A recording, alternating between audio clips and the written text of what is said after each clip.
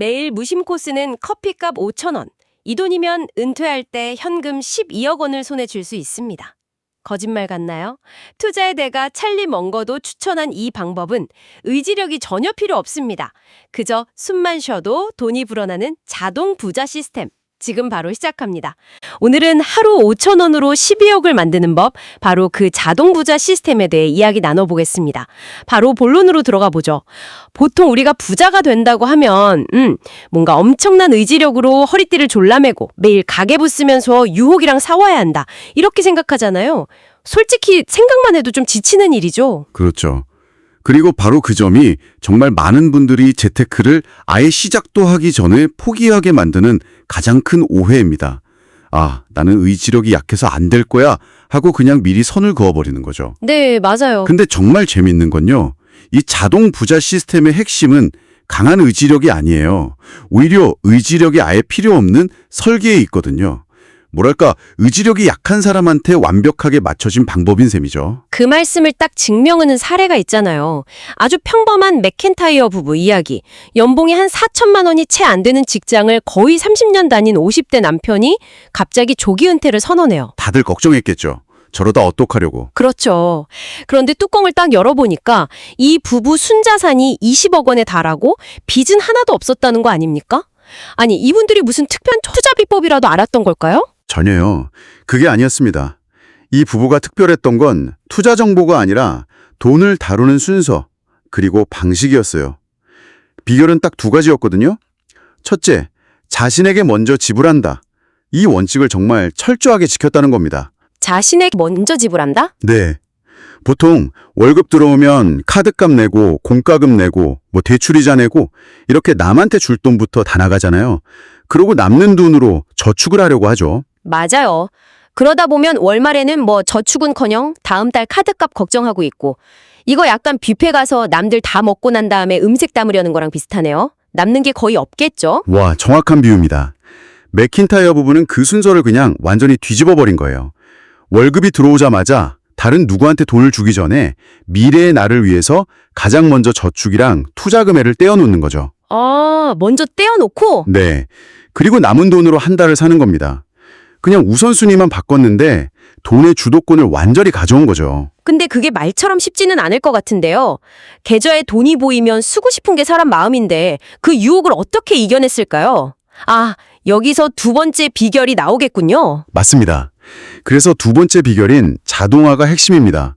이 부분은 그냥 결심만 한 게 아니고요. 월급날 월급이 들어오자마자 설정된 금액이 자동으로 그냥 은퇴 계좌랑 투자 계좌로 빠져나가게 시스템을 설계한 겁니다. 아예 그냥 기계적으로? 네. 제 의지력에 개입할 여지를 원천적으로 차단한 거죠. 남편분 어머니가 해주셨다는 조언이 있대요. 보이지 않는 돈은 쓸 수 없는 법이다. 이 말을 그대로 시스템으로 만든 겁니다. 와, 이건 단순히 돈을 아끼는 기술의 문제가 아니네요. 인간의 나약함을 인정하고 그 나약함을 이겨낼 시스템을 만드는 행동 설계의 영역이군요. 그렇죠. 의지로 버티는 게 아니라 의지가 필요 없는 환경을 만드는 것. 바로 이 지점에서 많은 분들이 무릎을 탁 치실 것 같아요. 아, 매달 돈 모아야지. 결심했다가 월말에 텅 빈 잔고 보면서 자책했던 경험 혹시 당신도 있으신가요? 어쩌면 그건 당신의 의지력 탓이 아니라 시스템이 없었기 때문일지도 모릅니다. 좋습니다. 의지가 아니라 시스템이다. 첫 번째 통념을 깼네요.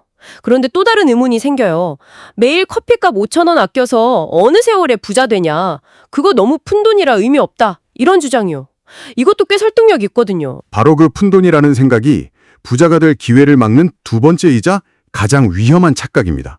여기서 이제 투자의 가장 위대한 발명품, 바로 복리가 등장하거든요. 복리. 네, 오프닝에서 말씀드린 12억 원, 그 숫자가 어떻게 가능한지 한번 직접 계산을 해보죠. 하루 5,000원이면 한 달에 15만 원이죠. 네, 15만 원. 1년이면 한 200만 원 조금 안 되겠네요. 맞습니다. 약 200만 원. 거기까진 단순 계산인데 이 돈을 23살부터 65세까지, 그러니까 42년 동안 투자를 하는 겁니다. 42년 동안. 근데 여기서 중요한 게 수익률이잖아요. S&P 500 연평균 수익률이 10%라고는 하지만 제가 여기서 좀 비판적으로 짚고 싶어요. 그 10%라는 건 20세기 미국의 엄청난 성장을 기반으로 한 과거 데이터잖아요. 지금처럼 지정학적 리스크도 크고 경제 상황도 다른데 미래에도 10%를 기대하는 건 너무 낙관적인 가정 아닐까요? 아주 날카롭고 정말 중요한 지적이십니다. 당연히 그 숫자를 맹신해서는 안 되죠. 근데 우리가 과거 데이터에서 봐야 할 건 10%라는 숫자 그 자체가 아니에요. 그 숫자가 어떻게 만들어졌는가. 그 과정입니다. 과정이요? 네. 그 평균 수익률 안에는 닷컴 버블 붕괴, 2008년 금융위기, 코로나 팬데믹 같은 정말 끔찍한 폭락장들이 다 포함되어 있거든요. 그럼에도 불구하고 장기적으로 우상향하면서 그 숫자를 만들어냈다는 것, 이 시장의 회복 탄력성, 이게 핵심 인사이트인 거죠. 아, 그러니까 정확한 수익률을 예측하는 게 중요한 게 아니라 떨어지고 오르는 걸 반복하더라도 결국 시장은 성장한다는 믿음을 갖고 꾸준히 버티는 게 중요하다. 이 말씀이시군요. 바로 그겁니다. 그럼 지적해 주신 대로 기대치를 아주 보수적으로 낮춰보죠. 연평균 수익률을 절반에 가까운 6%로만 잡아도요. 42년간 하루 5천 원을 투자하면 결과는 5억 5천만 원이 넘습니다. 6%만 해도 5억이 넘는군요. 네, 12억이냐 5억이냐 이 정확한 액수보다 중요한 건 우리가 무시했던 그 푼돈이 시간이라는 가장 강력한 재료를 만났을 때 얼마나 거대한 부의 눈덩이로 변할 수 있는지 그 잠재력을 이해하는 겁니다. 돈의 액수보다 시간이 얼마나 중요한지 보여주는 아주 극적인 사례가 또 있었죠. 벤과 아서 두 치구 이야기요. 아, 네네. 벤은 19살부터 딱 8년 동안만 매년 200만 원씩 투자하고 27살에 투자를 딱 멈춥니다. 총 투자 원금 1,600만 원. 반면에 아서는 벤이 멈춘 27살부터 65세까지 무려 39년간 매년 200만 원씩 총 7만 8천만 원을 투자해요. 벤보다 5배 가까이 많은 돈을 넣은 거죠. 상식적으로는 훨씬 더 많은 돈을 훨씬 더 오랜 기간 투자한 아서가 부자가 되어야 맞겠죠, 그렇죠? 당연하죠. 돈을 투자한 벤이 아서보다 자그마치 7억 원이나 더 많은 자산을 갖게 됩니다. 7억 원이나요? 와, 정말 믿기지가 않는 결과네요. 단지 8년 먼저 시작했다는 그 이유 하나만으로 39년간 꾸준히 돈을 부은 사람을 그냥 압도해버린 거잖아요. 맞습니다. 이건 투자가 얼마나의 문제가 아니라 언제의 문제라는 걸 아주 명백하게 보여주는 거죠. 와, 복리의 마법은 초기에 시작할수록 정말 기하급수적으로 폭발하거든요. 투자는 결승선에 빨리 들어가는 속도 경쟁이 아니라 출발선에서 얼마나 일찍 총송을 울렸느냐 그 싸움인 겁니다. 하루라도 빨리 시작하는 게 수천만 원을 더 넣는 것보다 훨씬 더 강력하다. 그렇습니다. 이 이야기를 듣고 나니까 이 정도 푼돈은 괜찮아 라고 합리화했던 제 습관들을 돌아보게 되네요. 별 생각 없이 타는 택시비, 퇴근길에 그냥 시키는 배달음식, 잘 보지도 않으면서 매달 돈 나가는 OTT 구독료 같은 것들요. 어쩌면 이게 바로 당신의 잠재적인 부를 갉아먹는 라떼 팩터일 수 있겠네요. 댓글로 당신의 라떼 팩터는 무엇인지 한번 적어보시겠어요? 그걸 딱 인지하고 이름을 붙여주는 것만으로도 변화의 위대한 첫걸음이 될 겁니다. 자, 그럼 이제 마지막 단계로 넘어가 보죠. 시스템이 의지보다 강하고 푼돈이 복리를 만나면 거인이 된다. 여기까지는 이제 완벽하게 이해했습니다. 그런데 막상 이걸 실행하려고 하니까 눈앞이 좀 캄캄해져요. 뭐 연금저축, IRP, ETF 이런 용어들만 봐도 머리가 아프거든요. 이 복잡함이라는 마지막 장벽 어떻게 넘어야 할까요? 금융산업이 돈을 버는 방식이기도 하고요. 하지만 찰리 먼거가 정말 반복적으로 강조하는 원칙이 있습니다. 바로 KIS 원칙, Keep it simple, stupid. 복잡한 금융상품 밤새 공부할 필요 전혀 없습니다. 당장 실행 가능한 극도로 단순화된 4단계 실행법을 제안하겠습니다. 오, 4단계면 정말 간단하게 들리네요. 첫 번째 1단계는 비상금 방어막치기입니다. 투자를 시작하기 전에 최소 100만 원 정도의 현금 비상금을 따로 마련해 두는 거예요. 투자금이랑 섞지 말고요. 네, 별도 계좌예요. 갑자기 차가 고장나거나 아플 때처럼 예상치 못한 지출이 생겼을 때 애써 모은 투자금을 깨는 그 최악의 상황을 막기 위한 최소한의 안전장치죠. 그리고 만약 빚이 있다면 어떤 투자보다 빚부터 갚는 게 세상에서 수익률 제일 높은 투자라는 점 꼭 명심해야 합니다. 아, 투자라는 성을 지키기 위해서 해자를 먼저 파는 거군요.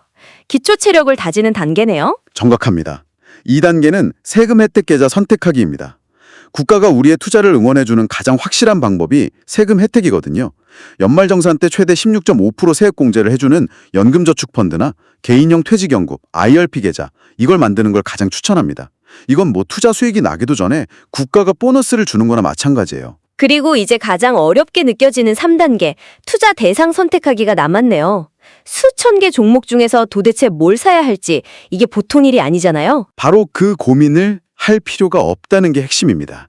워런 버핏조차 자신의 유언장에 아내를 위한 유산 90%를 S&P 500 인덱스 펀드에 투자하라고 남겼어요. 아, 버핏이요? 네, 우리가 그보다 더 똑똑해지려고 애쓸 필요가 없다는 거죠.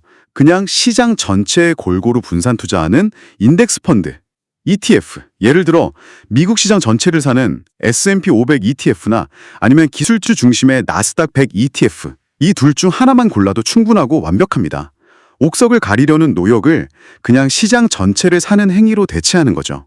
마지막 4단계는 이 모든 걸 묶어서 마침표를 찍는 과정이겠네요. 그렇습니다. 마지막 4단계는 모든 과정 자동화하고 잊어버리기입니다.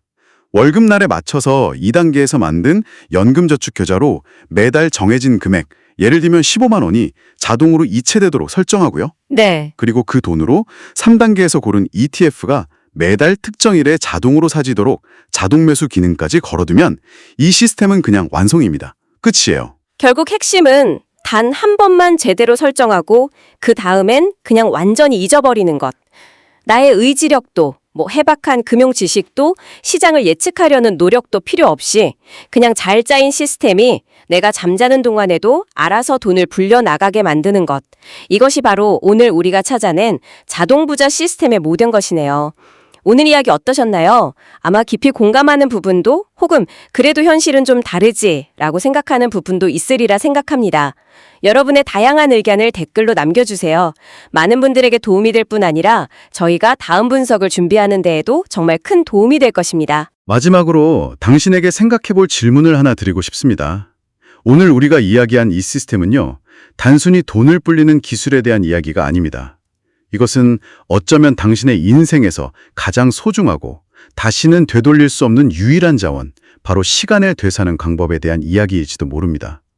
만약 돈을 벌기 위해 당신의 시간을 더 이상 팔지 않아도 되는 경제적 자유를 얻는다면 당신은 그 자유로운 시간으로 무엇을 가장 하고 싶으신가요? 오늘 이 깊이 있는 분석이 당신의 투자 인생에 새로운 영감을 주었기를 바랍니다. 그럼 오늘도 성공적인 투자를 기원하면서 저희는 더 흥미로운 주제와 함께 다시 찾아뵙겠습니다. 평안한 하루 보내세요.